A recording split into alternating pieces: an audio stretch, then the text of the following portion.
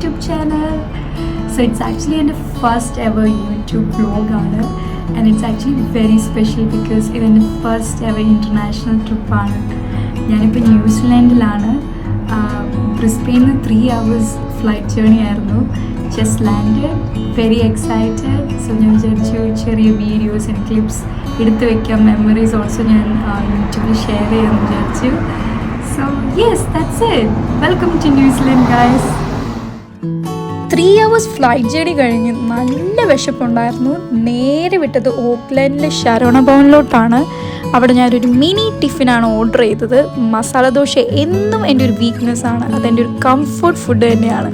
So ഇതിൽ മസാല ദോശ ഉണ്ടായിരുന്നു, ഇഡ്ഡലി വിത്ത് സാമ്പാർ, ചമ്മന്തി, വട ഉണ്ടായിരുന്നു, പൊങ്കലുണ്ടായിരുന്നു, ഓൾസോ കേസരി ഉണ്ടായിരുന്നു. It was really yummy.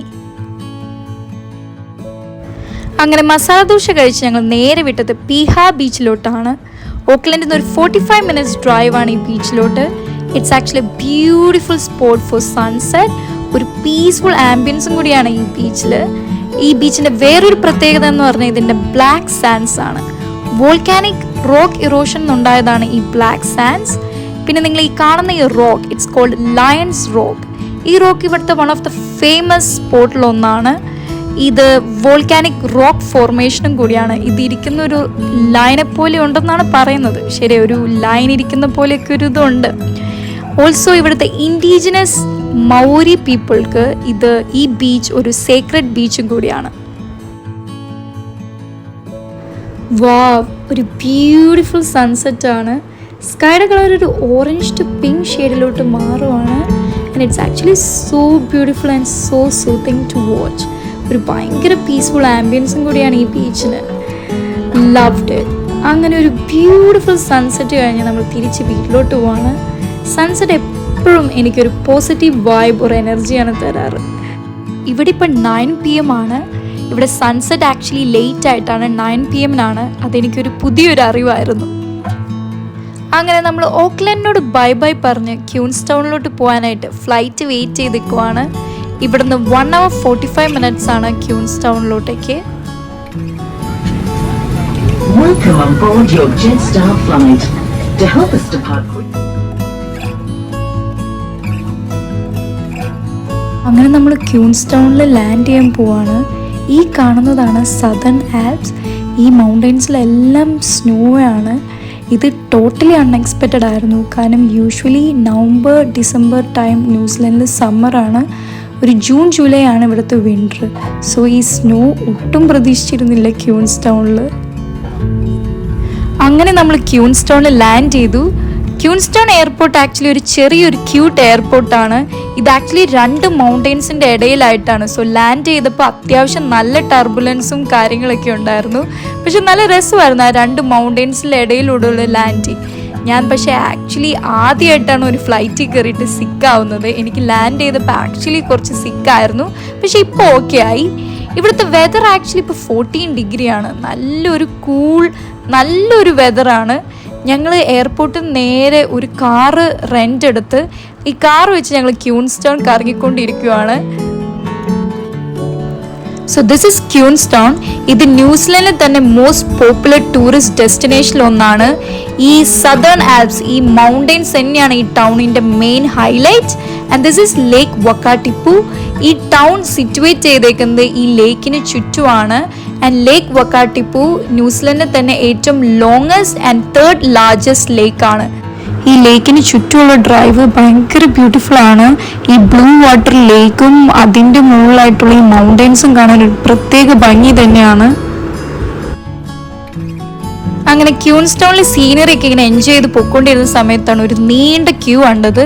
So ഇത് എന്തിനുള്ള ക്യൂ ആണെന്നുള്ള ക്യൂരിയോസിറ്റി ഉണ്ടായിരുന്നു. അങ്ങനെ നോക്കിയപ്പോഴാണ് നമ്മുടെ one of the world's famous burgers sell ചെയ്യുന്ന ഫെർഗ് ബർഗറിനുള്ള ക്യൂ ആണിത്.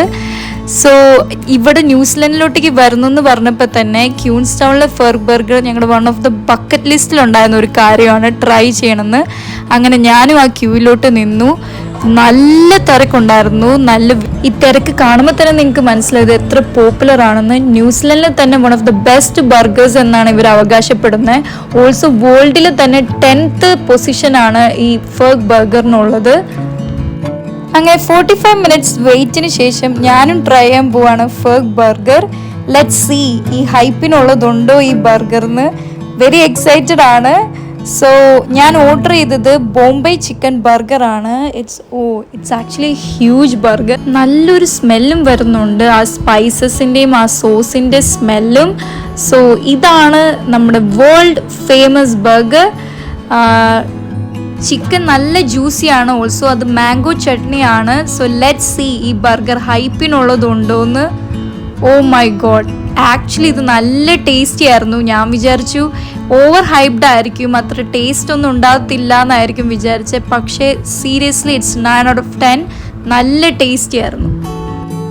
അങ്ങനെ ബർഗറൊക്കെ കഴിച്ച് ഹാപ്പിയായി. ഇനി ക്യൂൻസ്റ്റോൺ ഒന്ന് ഫുള്ള് കറങ്ങാമെന്ന് വിചാരിച്ചു. ഫസ്റ്റ് തന്നെ പോകുന്നത് ഇവിടുത്തെ മോസ്റ്റ് സീനിക് ബ്യൂട്ടി ആയ സ്കൈലൈനിലോട്ടാണ്. ഈ കാണുന്നതാണ് സ്കൈലൈൻ. സോ ഇതിൻ്റെ ടോപ്പിൽ എത്തിക്കഴിഞ്ഞാൽ നമുക്ക് ക്യൂൻസ്റ്റോണിൻ്റെ ഒരു 360 ഡിഗ്രി വ്യൂ കാണാൻ പറ്റും. നമ്മൾ ഈ ഗൊണ്ടോള റൈഡിലാണ് നമ്മൾ പോകുന്നത് അതിൻ്റെ ടോപ്പിൽ എത്താൻ വേണ്ടിയിട്ട്.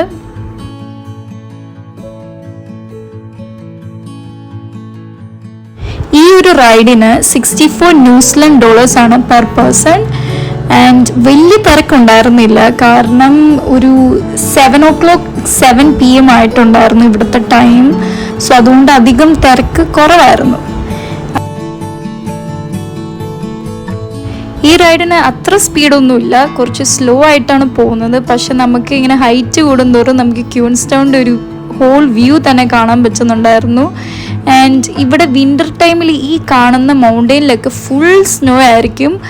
ഇതിപ്പോൾ സമ്മർ ആയതുകൊണ്ടാണ് ഇവിടെ സ്നോ ഒന്നും ഇല്ലാത്തത്, അല്ലെങ്കിൽ ഈ ഹോൾ പാർട്ട് സ്നോ ആയിരിക്കും. അങ്ങനെ നമ്മൾ സ്കൈലൈൻ്റെ പൊക്കത്തെത്തി. ഈ കാണുന്നതാണ് ക്യൂൻസ്റ്റൗൺ. ഇത് ഭയങ്കര ബ്യൂട്ടിഫുൾ ആണ് ഈ വ്യൂ. ഈ ബ്ലൂ കളർ ലേക്കാണ് ലേക്ക് വക്കാട്ടിപ്പു. ഓൾസോ ഇതിൻ്റെ സറൗണ്ടിങ് മൗണ്ടെയിൻസും. പിന്നെ ഈ ടൗൺ ആണെങ്കിൽ ഭയങ്കര ചെറിയൊരു ടൗണും കൂടിയാണ്.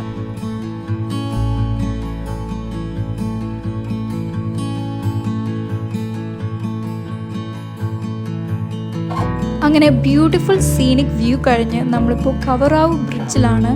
ഈ ബ്രിഡ്ജ് നിങ്ങൾക്ക് എല്ലാവർക്കും ഫെമിലിയർ ആയിരിക്കും, വീഡിയോസിലൊക്കെ കണ്ട്. കാരണം വേൾഡിലെ തന്നെ ഫസ്റ്റ് ബഞ്ചി ജമ്പിങ്ങിന് പോപ്പുലർ ആയിട്ടുള്ളതാണ് ഈ ബ്രിഡ്ജും ഈ പ്ലേസും. 1988 ഇവിടെ ആദ്യമായിട്ട് കൊമേഴ്ഷ്യലി ബഞ്ചി ജമ്പിങ് സ്റ്റാർട്ട് ചെയ്തത്.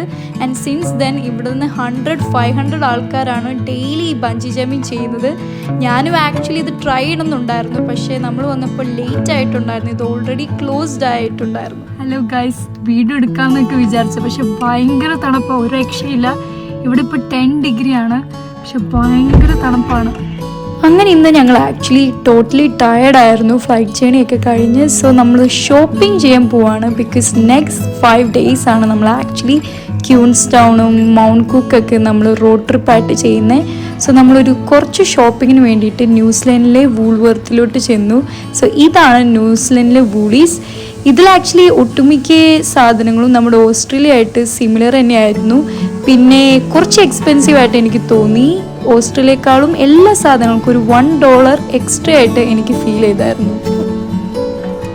അങ്ങനെ ഞങ്ങൾ പാസ് ചെയ്ത് പോയപ്പോഴാണ് ഇവിടെ വിറ്റേക്കസ് കണ്ടത്. വിറ്റേക്കസ് ആക്ച്വലി ന്യൂസിലൻഡ് മെയ്ഡ് ചോക്ലേറ്റ് ആണ്. ഇത് വേൾഡ് വൈഡ് ഫേമസ് ആണ്. ഇവിടെ ഡിഫറെൻറ്റ് വെറൈറ്റീസ് ഓഫ് വിറ്റേക്കസിൻ്റെ ചോക്ലേറ്റ്സ് കാണാൻ പറ്റി. ഇതിൻ്റെ പീനട്ട് ബട്ടറാണ് എൻ്റെ ഏറ്റവും ഫേവറേറ്റ് ചോക്ലേറ്റ്. എൻ്റെ കസിൻ ചേച്ചി ന്യൂസിലൻഡിൽ നിന്ന് വന്നപ്പോഴാണ് ഫസ്റ്റ് ടൈം ഞാൻ വിറ്റേക്കസ് ട്രൈ ചെയ്യുന്നത്. അന്ന് എനിക്കത് ഭയങ്കര ഇഷ്ടമായിരുന്നു. പിന്നെ ഞാനത് ട്രൈ ചെയ്യുന്നത് ഓസ്ട്രേലിയ വന്നേ പിന്നെയാണ്. സോ അന്നും ഇന്നും എൻ്റെ ഫേവറേറ്റ് ചോക്ലേറ്റ് വിറ്റേക്കസ് ആണ്. അങ്ങനെ ഞങ്ങൾ സാധനങ്ങളൊക്കെ വാങ്ങിച്ച് ബില്ലടച്ചായിരുന്നു. ദെൻ ഞങ്ങളിപ്പോൾ വേറൊരു ഷോപ്പിലും കൂടി പോകാമെന്ന് വിചാരിച്ചു. ഇതാണ് പാർക്ക് ആൻഡ് സേവ്. ഇത് ആക്ച്വലി ന്യൂസിലൻഡിൽ മാത്രമുള്ള ഷോപ്പാണ്. ഞാനിത് ഓസ്ട്രേലിയ അങ്ങനെ കണ്ടിട്ടില്ല. സോ ഇവിടെയും കൂടി ഒന്ന് ഷോപ്പ് ചെയ്യാമെന്ന് വിചാരിച്ചു. ഇത് നമ്മുടെ ഓസ്ട്രേലിയ ബണ്ണിങ്സ് പോലെ അത്യാവശ്യം വലുതായിരുന്നു. ഓൾസോ ഇവിടെ variety of fruits and vegetables ഉണ്ടായിരുന്നു. ഒരു പർപ്പിൾ കോളിഫ്ലവർ ഒക്കെ ഞങ്ങൾ കണ്ടായിരുന്നു. അതുപോലെ ഡിഫറെൻറ്റ് ഫ്രൂട്ട്സ് ആൻഡ് വെജിറ്റബിൾസ് ഒക്കെ ഉണ്ടായിരുന്നു ഇവിടെ.